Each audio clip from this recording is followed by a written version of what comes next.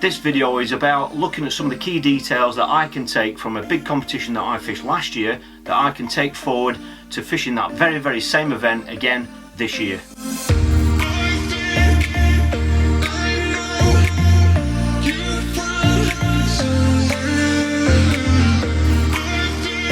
I'm going to be looking at a competition that I fished last year in Spain. That very same event is taking place again next week, and in this video I look at 4 key details that I think I need to address going into this year's event. The event in question is the Iberian Masters. It takes place in Spain at a venue on a river just south of Valencia. The target species are wild carp. There are some carasio as well, but it's carp that you need to target in order to win.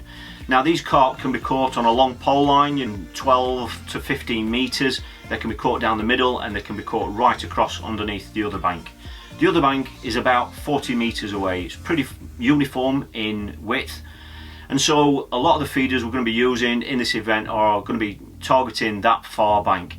The feeders that I used last year were the Matrix Horizon feeders, and whilst I was very happy with them, one of the things to bear in mind with this style of fishing on this venue is that there is very often a side wind which is going to affect your cast as well, and you're also casting into rocks in some areas. The rocks run down the far bank, and as you can imagine, it can be really snaggy in some areas, and you can also be casting across to either reeds or overhanging trees as well. So having a feeder that's as aerodynamic as possible, one that's going to give you as much accuracy as possible, is very important.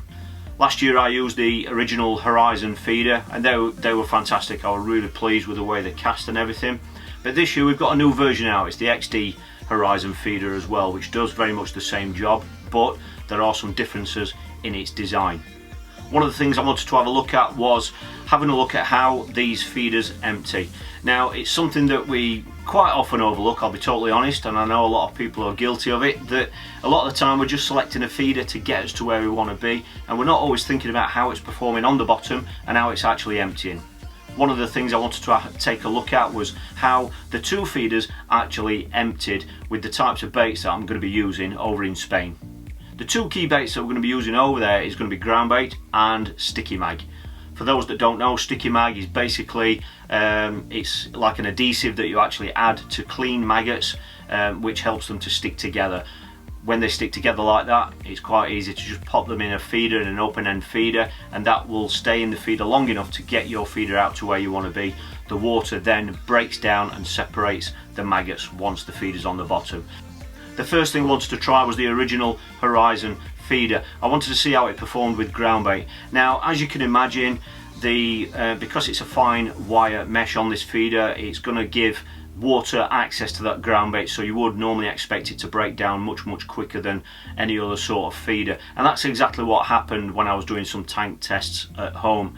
The interesting thing is to see how quick it does actually break down. Obviously a lot of that depends on how the ground bait is mixed and how tight you squeeze it into the feeder, but it's very interesting. I did this with a stopwatch and it was interesting to see how quick this ground bait actually broke down.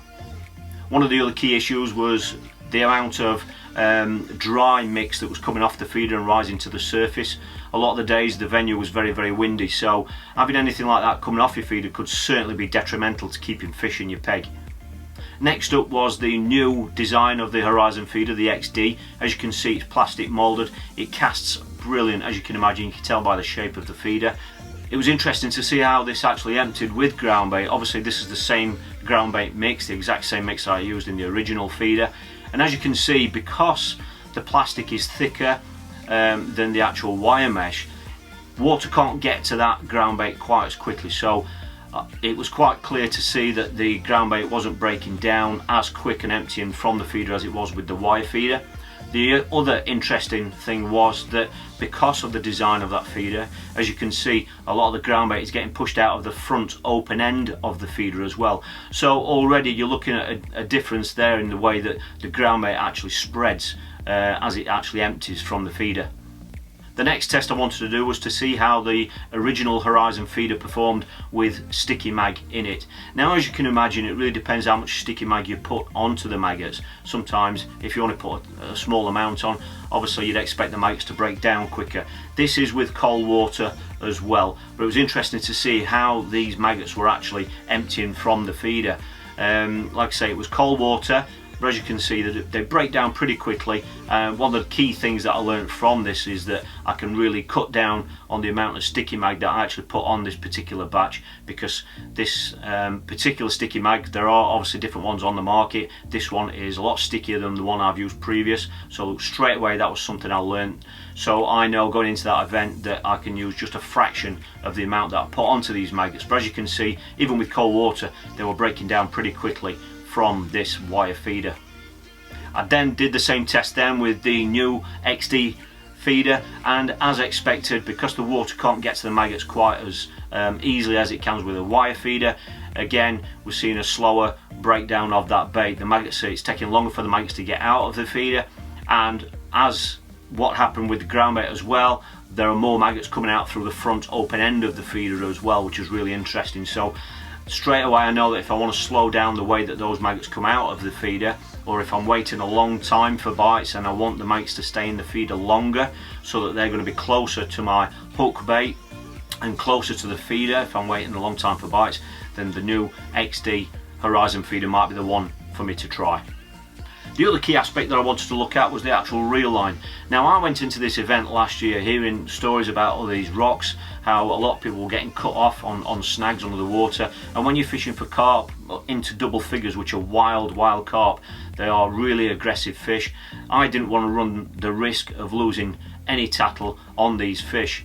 I went into last year's event and I fished 10-pound main line, and looking back on that short line, I think that might have been just about alright. I didn't lose any fish, and I certainly didn't have any of my reel line rigs cut off on any rocks as such. So in that sense I would say it worked, but the biggest difference that I did notice was, as you can imagine, when you're casting 40 metres with a side wind and you're trying to be as accurate as you possibly can, casting up to a far bank marker, 10-pound line was a bit of a hindrance. So what I'm doing this year is I'm stepping down to 8-pound line. I know one or two lads fished 6-pound. I even heard a story of somebody fishing 4-pound, but I don't want to go down as low as that. I can't see really the advantage. I think 8-pound is going to be alright.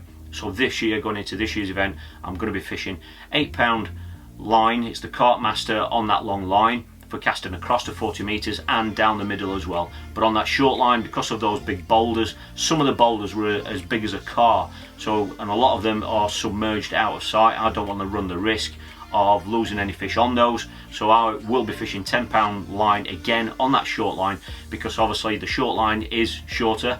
It's going to be at around 13 metres, that sort of range, so obviously that is not going to be a problem, you know, underarming onto that line even with 10-pound line.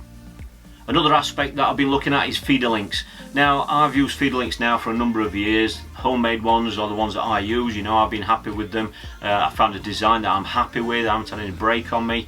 I don't use them all the time, but certainly in international rules and when free running rigs are called for, then I've been using feeder links. But I've got to admit, when I've been casting across to features or casting further ranges, you know, over and above 50 metres, then I've actually stopped using feeder links. One of the reasons why I've addressed this issue this year is because a lot of the time when you're casting across on this venue, you're casting into rocks or very close to rocks, and I think when you've got lots of metalwork and little bits of rig like a feeder link on your rig over there, I think it's just going to encourage the chances of you actually getting snagged up in the rocks over there. So this year I'm going to do away with the feeder links. I'm going to fish it without a feeder link, just a snap link swivel straight onto the loop of the feeder. And another issue regarding snags as well, I possibly think that the new XD feeder design will probably be better for staying out of those rocks as well. With the metal frame, the metal design, there's a smaller profile there, as you can imagine, than what there is from the plastic version. So I think I'm going to be using more of the plastic this year, because I think there's less chances of it falling between rocks and getting snagged up. And another key detail, which was something that was evident, it didn't happen too many times because the fishing was so tough. Some days you're only fishing for 2 bites, you know. So we didn't catch loads of fish last year. This year the event is 1 month later, so we're expecting the temperatures to be much better. We're expecting the water to be fishing better, the water to be warmer as well, so we're hoping to catch plenty of fish. One of the issues was, because you're down underneath a wall, if you had to take your line clip off for any reason, it was a little bit of a nuisance, because you then had to literally, because down where your peg is, it's so narrow, you couldn't get your 3-meter sticks in like the ones that I use, my measuring sticks. I then had to get off my box, walk up the steps, go back up the wall, up to the sticks, clip up again, and then back down to the peg. That's something I don't want to be doing this year if I have got to unclip. What I'm doing is I'm simply going to be using liquid paper, or Tipex as a lot of people know it as, just to mark the line just behind the clip. That means that if I take the clip off for any reason, you know, if I hook a fish and it runs down the far bank or whatever, if I have then got to return back to that spot, obviously there will be a nice bright white mark on my mono, on the line, where I can just quickly just clip back up again without having to get off my box and go to the sticks. These are just some key details. I'm sure there'll be other things that I find out through training. This year I'm flying out there 1 day earlier than last year, and hopefully I'm not going to have the trouble with the tattle like I did. A lot of you know that the tattle wasn't on the same flight as me when I arrived, and that caused some problems. If you haven't seen the video from last year's event, I'll put the link directly underneath this video for you, and hopefully you'll enjoy that epic movie of last year's event.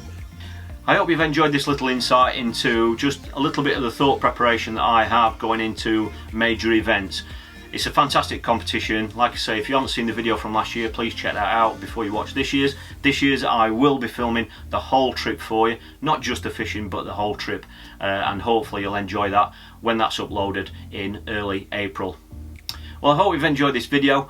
Don't forget, if you want to see extra videos each month, then you might want to check out my other channel, Patron TV. The link is there for you. That is a video where I upload lots of behind the scenes and more in-depth videos. A lot of them are a lot more casual than the ones on here, so that might be something that you want to check out if you want some extra videos each month. There's even a get together again in August where we all get together on the bank. We're going to Lawford Lakes this year. Like I said, that's in August, and that's all part of Patron TV. So if you want some extra videos, then please check out that channel.